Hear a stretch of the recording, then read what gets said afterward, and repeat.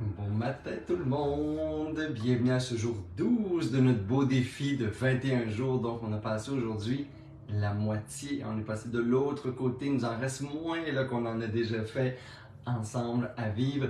J'espère que ce défi vous nourrit aussi dans vos réflexions de la journée, dans vos méditations qui continuent. Alors voilà, on attend tout le monde qui est en direct. Coucou tout le monde qui se connecte en direct. Allô Micheline, que je viens de voir, là, la première qui s'est connectée peut-être ce matin. Vous voyez, je suis dans la pièce où il y a moins de bruit. Ce matin, je ne suis pas dans mon petit studio en avant. Il y a encore des constructions, imaginez-vous donc, en janvier, à l'extérieur. Ça commence à 7 h le matin. Alors peut-être vous allez entendre des petits bruits parfois. Peut-être que je vais ajuster, me donner un toupette. Tiens, oh, adada.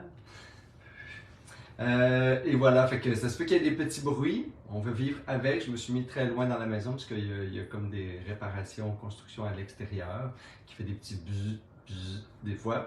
Fait que j'espère qu'avec ces petits les instruments technologiques, c'est censé les apaiser. On va voir ce matin. Alors, coucou Sylvie, allô Diane, allô Claudia. J'espère que vous allez bien ce matin. On va se parler de Tshempa, justement, hein, ce qui nous accroche aux distractions, ce qui nous accroche à nos habitudes de vie négatives. Allô Francine, bon matin. Alors j'espère que vous allez bien, tous ceux qui sont en direct. Habituellement, j'attends quelques minutes puisqu'on se rend jusqu'à 80-90, là, fait que j'attends encore un petit peu peut-être ce matin. On est toujours 12, fait que ça veut dire que ça va prendre encore beaucoup de motivation quand même pour continuer le défi jusqu'au bout. Vous le savez, peut-être je peux vous dire ça en attendant que tout le monde arrive, que toutes les études, il y a plus de 20 ans d'études maintenant, là, on peut le dire, sur la neuroscience, la plasticité du cerveau, je peux dire c'est comme une petite pâte à modeler qu'on configure tout le temps, et là-dedans il y a des petits circuits électriques là, qui se créent aussi constamment et se renouvellent. Alors, toutes les études nous démontrent que pour une nouvelle habitude de vie, pour les bienfaits, surtout de la méditation entre autres, c'est 21 jours de pratique pour créer une habitude à l'intérieur de nous, une habitude à l'intérieur du corps, une habitude au niveau même psychologique, là, pour créer vraiment une habitude qui, après ça, demande moins d'efforts, qui demande toujours de l'effort, mais moins. Et pour recevoir des bienfaits, pour vivre vraiment les bienfaits, ce qui veut dire que votre cerveau, au lieu de s'emballer, d'avoir peur, de s'exciter, de se stresser, ben, il connaît les zones où il reste calme, il est paisible, où il y a plus de discernement, où il y a de la distance sur les habitudes mentales, justement, on va en parler aujourd'hui. Alors, tous ces chemins-là se font avec moins d'efforts également, parce que c'est déjà construit comme système hein, au niveau neurologique. Fait que voilà ce qu'on veut. C'est pour ça qu'on fait 21 jours, là, puis qu'ensemble, on va se rendre jusqu'aux 21 jours et on ne lâchera pas. Oh que non, on ne se lâchera pas. En tout cas, je vous le souhaite, je nous le souhaite. Et donc aujourd'hui, on parle de Tshempa. Tshempa, c'est un mot tibétain qui veut dire plusieurs choses. Je vais prendre le temps parce que je pense que c'est Pema Chodron qui le décrit d'ailleurs de différentes façons. Dans la tradition Shambhala, on en parle beaucoup de Tshempa. Un mot tibétain qui nous ramène justement à cette qualité de l'esprit. On dit qualité pas au sens où c'est positif, là, juste cette qualité, c'est qualificatif de l'esprit, là, cet élément dans l'esprit. Et Tshempa, c'est beaucoup nos attachements. C'est nos attachements, mais pas au sens où on distingue le mot attachement sur amour. Fait que c'est impossible de le définir par un mot. Fait qu'on va regarder ce matin comment se libérer de Tshempa. Tshempa, c'est comme nos habitudes, hein, notre habituation, toutes sortes d'habitudes de vie. Là. On mange trop, on prend un dernier verre de plus, on dit une chose qu'on va regretter plus tard, on a des habitudes d'impatience, on a certaines habitudes parfois au volant. C'est toutes les habitudes négatives mentales, négatives comportementales. Tshempa, on pourrait aussi dire le mot hooked, ce qui veut dire accrocher. Hein? C'est comme s'agripper à quelque chose. S'agripper à un comportement, c'est comme si on saisit, hein, il y a une compulsion, il y a un sentiment, au lieu de regarder le sentiment puis de le laisser passer, oups, on s'accroche dessus, puis là, hop, l'action se dit, la parole se fait à travers nous, etc. Et là, l'habitude négative, le pattern qu'on dit souvent, là, comme anglicisme, on utilise souvent ce mot-là, le pattern et le cycle, c'est un peu ça aussi qu'on va donner aussi comme définition des fois du karma, le cycle qui se continue, hein, l'habituation qui se renouvelle par elle-même à quelque part dans l'esprit, va faire en sorte que dans la vie, on va accumuler différentes actions négatives. Et action dans le bouddhisme, je me rappelle toujours que c'est action de l'esprit, la pensée, action hein, de la parole, le verbe, et action du corps, ce qui veut dire les gestes, les comportements, etc. qu'on a fait. Quand on dit action, c'est pas juste le geste, pas juste une action physique, c'est une action mentale, une action de la parole et une action du corps. Et toutes ces actions-là, des fois, dans la journée, on a tous des degrés de Chempa différents. Là, il y a des actions vraiment plus négatives et destructives pour les gens qui ont des addictions, entre autres, qui ont des dépendances lourdes, qui ont des comportements compulsifs, dépendants, et ainsi de suite. Et il y a aussi les Chempa qui sont juste nos habitudes de vie, de tous les jours. Exemple, la distraction, suivre nos pensées, hein? Suivre le fait que ça passe à quelque chose, je donne de l'importance. Fait que vous voyez comment on s'accroche. On s'accroche à une pensée aussi. Au niveau mental, c'est facile de comprendre Chempa. Parce que, tu sais, au niveau des fois, on mange nos émotions, etc., ou de la paresse, ah oui, parce que aussi, Chempa peut être l'absence d'action. Ça peut être un pattern, une habitude de vie. Ce qui veut dire, j'évite d'aller faire du sport, j'évite de méditer, j'évite de faire quelque chose qui est bien pour moi. J'évite d'aller donner une parole d'amour, de réconfort ou de pardon à quelqu'un. J'évite un geste de gratitude pour une personne. Alors, l'évitement, c'est aussi une forme d'habitude négative qui va être reliée à Chempa. Ce qui veut dire que je m'accroche à l'inertie, je m'accroche à la roche qui reste là, ce qui ne veut pas poser un geste positif. Fait que Chempa, c'est toute forme d'habituation, de cycle, d'attachement aussi, parce qu'il y a une saisie. On va dire être accroché. Et après ça, on va dire être emprisonné, comme immobilisé par, le stock en anglais, c'est vraiment le terme. C'est comme si j'étais pris dans une habitude, pris dans mes distractions, tout le temps pris avec un mental qui, on dirait, qui pense à ce qu'il veut ou qui fait ce qu'il veut.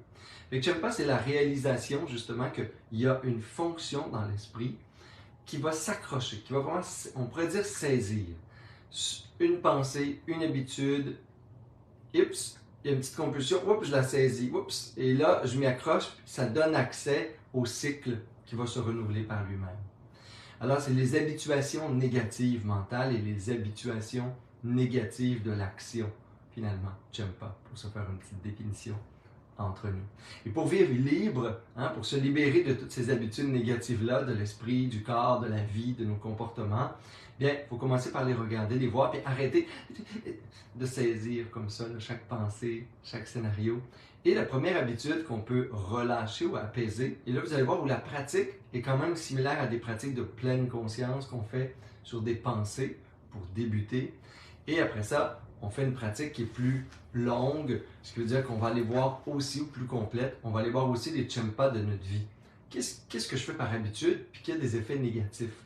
Ou quand est-ce que je reste dans une paresse, une forme d'inertie en moi, juste parce que ça aussi, je suis habitué, puis c'est confortable, et que je ferais bien de créer, à quelque part, une nouvelle action, un nouveau geste, une nouvelle forme de pensée. Parce qu'il faut aussi, ça spinne à l'intérieur, là, ça roule vite, vite, vite dans des négativités, du ressentiment, de la jalousie, de la peur et tout. Juste par habitude, parce que je suis habitué dans tel contexte de générer telle peur face à tel type d'événement, tel type de personne, des jugements, et ainsi de suite. Fait que la première chose à faire, c'est de s'asseoir avec Chempa, de regarder cette fonction-là qui saisit une pensée, qui compulse sur quelque chose, qui saisit une distraction. Pas ceux qui s'immobilisent devant Netflix puis que son habitude, c'est juste de décrocher. Puis pendant ce temps-là, il y a d'autres affaires qui vivent à l'intérieur, et ainsi de suite.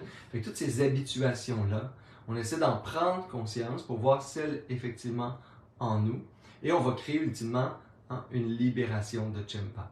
C'est l'idée de la méditation, c'est l'idée des pratiques de Vipassana, entre autres, des pratiques de vue pénétrante, qu'on va dire en français, différentes pratiques de prise de conscience, qui vont amener à une prise de conscience de ce qui est là à l'intérieur de nous. Alors ce matin, on va observer les pensées, bien sûr, pour juste, pas juste pour les... Parce qu'on ne veut jamais arrêter en méditation, vous le savez, on ne veut pas arrêter que ça pense, parce que ça pense, c'est comme dire... je ne sais pas, moi, au vent d'arrêter de souffler ou à un nuage d'arrêter de pleuvoir, c'est sa fonction à quelque part. L'esprit, le mental de penser. Et dans l'esprit, ce qu'on veut des fois, c'est percer la pensée, aller plus loin que la pensée, mais ça devient juste un écho très lointain ou quelque chose qu'on n'entend presque plus parce qu'on est dans un état de conscience plus élevé, comme au-delà des pensées. Mais ultimement, ça pense. Fait qu'on lutte pas contre le fait qu'il y a des pensées. C'est juste que sur lesquelles je m'accroche, sur lesquelles, oups, je spin, hein, je roule dans un petit trou d'hamster, et lesquelles, justement, qui va donc influencer mes habitudes néfastes de vie.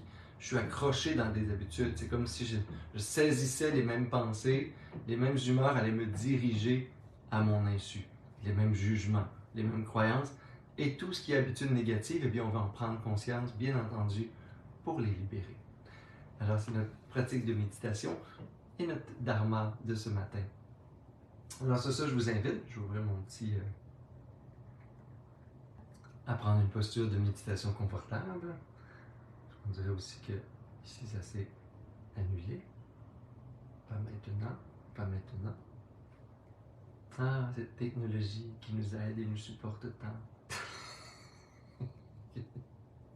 Et qu'est-ce qu'il veut, il est pas... C'est de partir un chrono sur iPad. Tu sais. Ce matin, ça veut pas. Il y a des mises à jour à faire. On va faire d'autres choses. On va mettre l'horloge.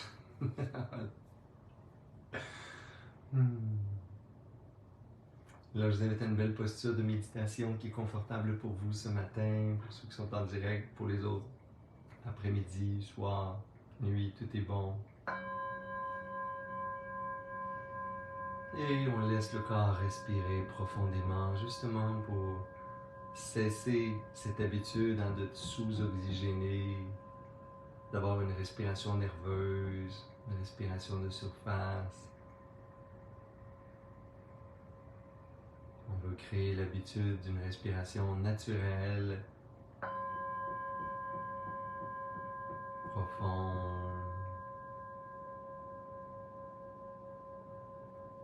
Ça respire.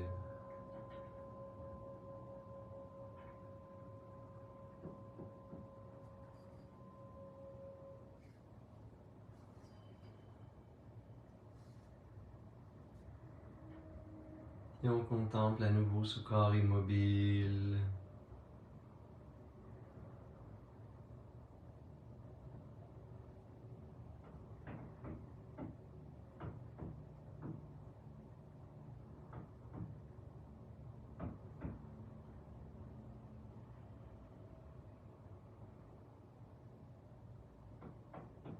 Et ça respire et on amène le souffle jusqu'au ventre, où le ventre peut se gonfler à l'inspiration, se dégonfler à l'expiration.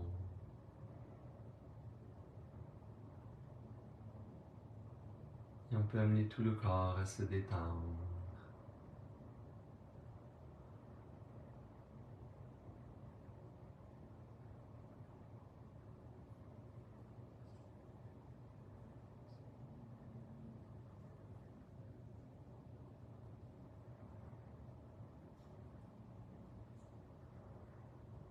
Que le corps aussi a ses habitudes de créer des tensions,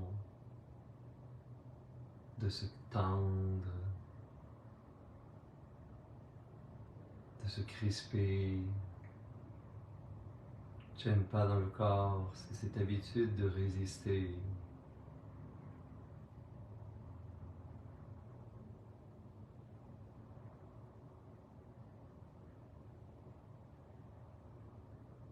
Alors, qu'est-ce qu'il y a là dans le corps qui est tendu en ce moment, que je pourrais détendre?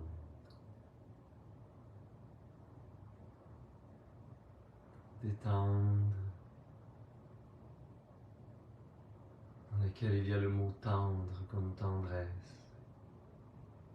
Se détendre, c'est apporter de la tendresse. Et je regarde là dans mon corps où j'ai besoin de tendresse, là où j'ai créé des habitudes de tension, peut-être même de rigidité ou de douleur. J'observe avec bienveillance ces lieux dans le corps. Quels sont ces lieux où c'est tendu? Pour amener de la tendresse.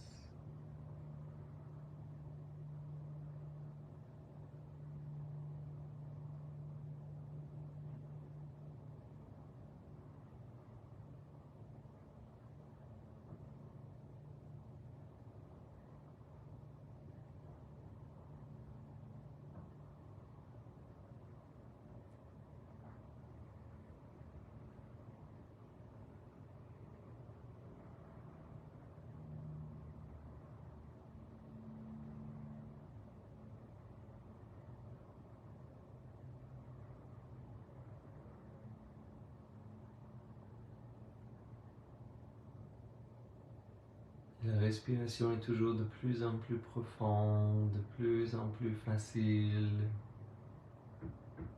Et je détends même l'espace où ça respire dans mon corps.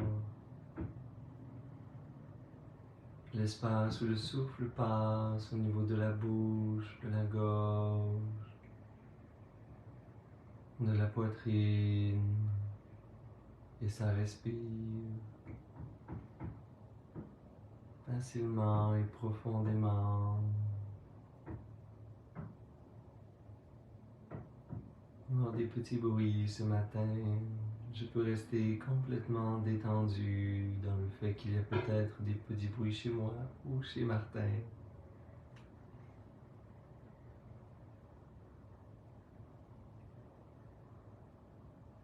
Pour libérer cette habitude de tension,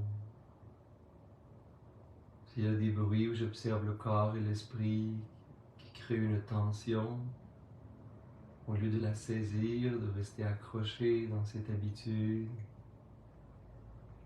eh bien j'en profite pour m'en libérer et peut-être amener plus de tendresse, encore plus de calme et de douceur.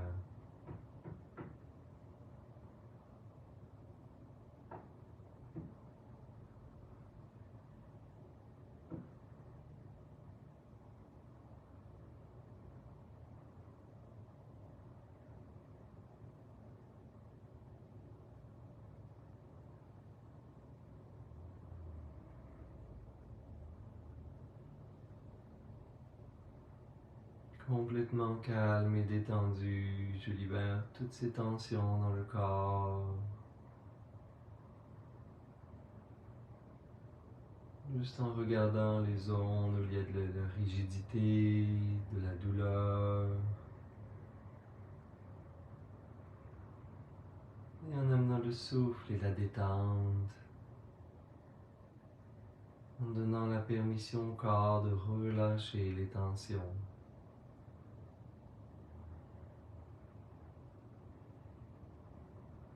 Et ça respire.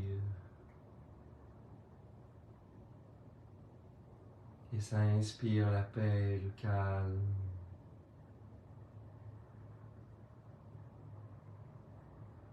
Et j'expire dans la détente et le relâchement.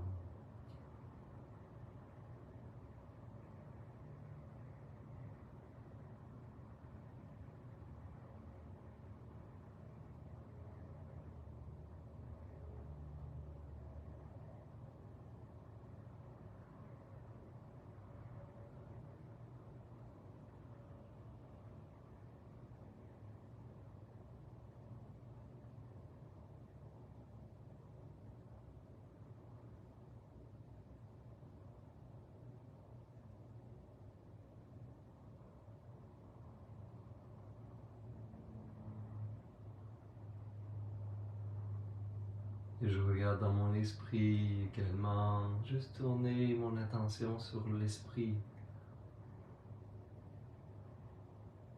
Comment ça s'agite dans l'esprit. Quelles sont mes habitudes de distraction. Tout ce qui m'éloigne du moment présent, de la réalité.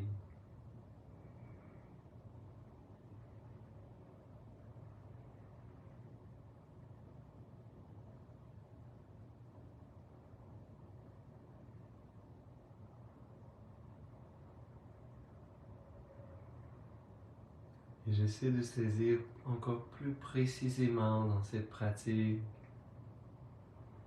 Chenpa, comment je m'accroche aux pensées. Comment je saisis une image ou un son mental, une pensée.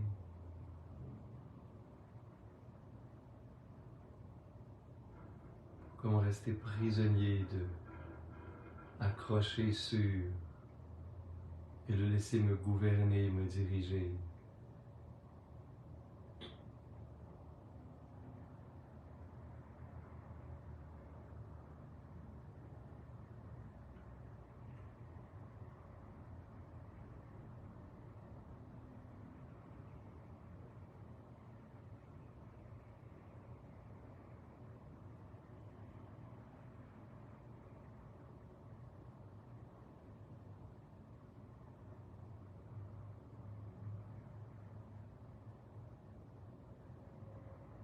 J'essaie de déjouer Chenpa, cette compulsion de la saisie.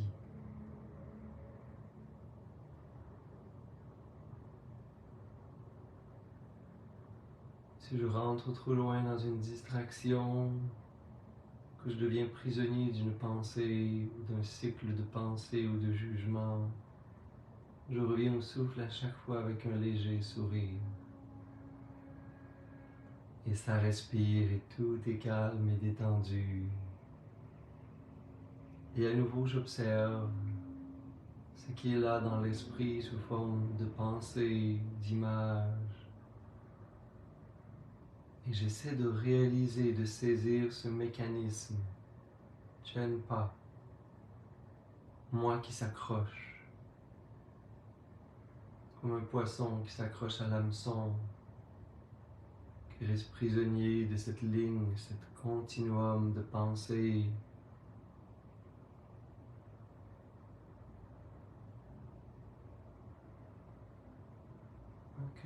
Quelles sont les pensées ou les facteurs que je saisis?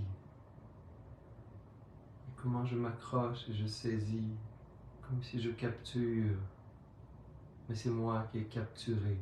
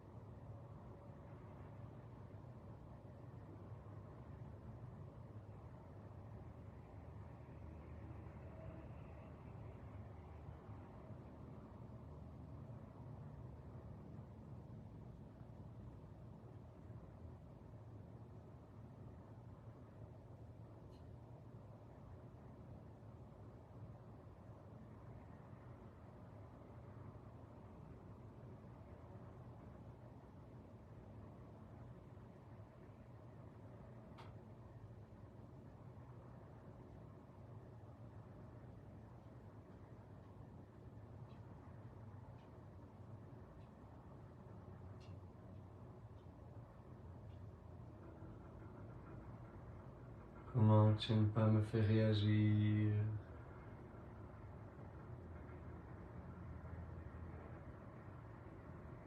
Comment mes habitudes dans lesquelles je suis ancré gouvernent parfois des aspects plus négatifs de ma vie, des comportements, des jugements. On peut rappeler aussi des réactions, mais dans laquelle on dirait que la réaction se vit sans ma volonté, sans mon jugement, au sens où je n'ai plus besoin de rien discerner. J'en suis prisonnier parce que ça se fait à travers moi.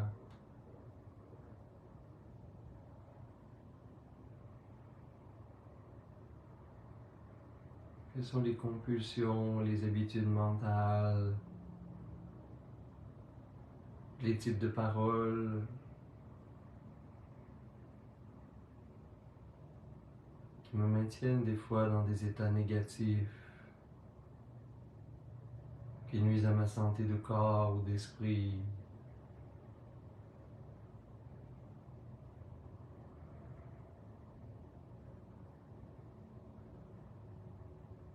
Quelles sont-elles en ce moment dans ma vie?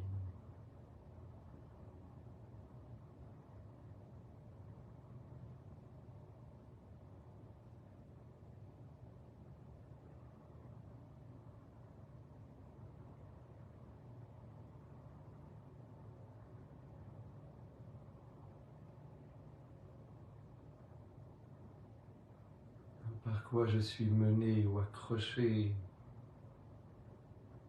dans mes cycles mentaux, mes comportements, mes dynamiques de communication avec les autres.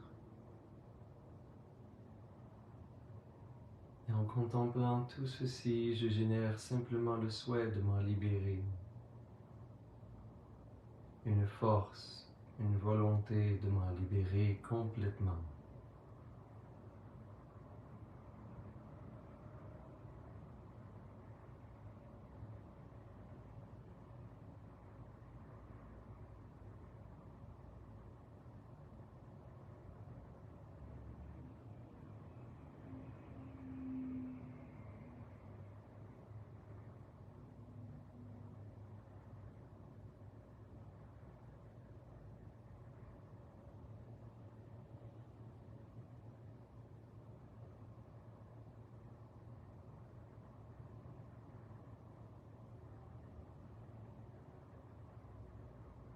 Et précisément aujourd'hui, je ne me laisserai pas comme engourdir,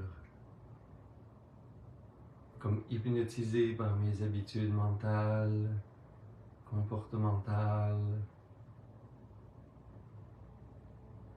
mais je resterai en vigilance, je resterai en présence.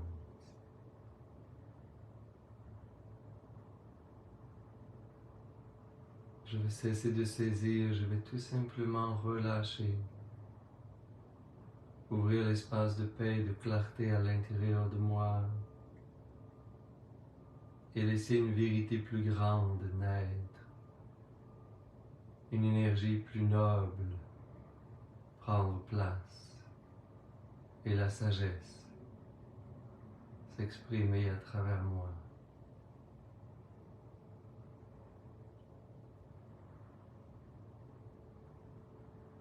C'est ainsi que je vais vivre cette journée.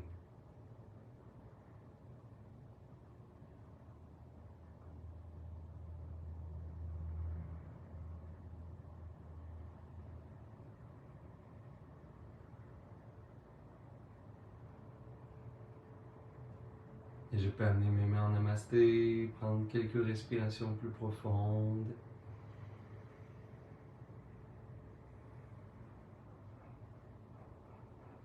Frotter légèrement les mains ensemble. Et rester dans cette belle vigilance pour toute la journée. On peut inspirer par les narines pour expirer bouche.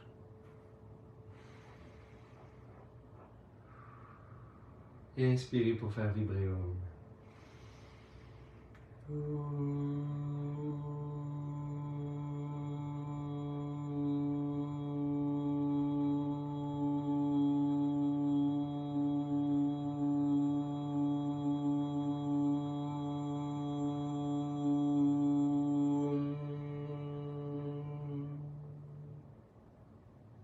Namasté. Et à demain, ma belle sangria d'amour.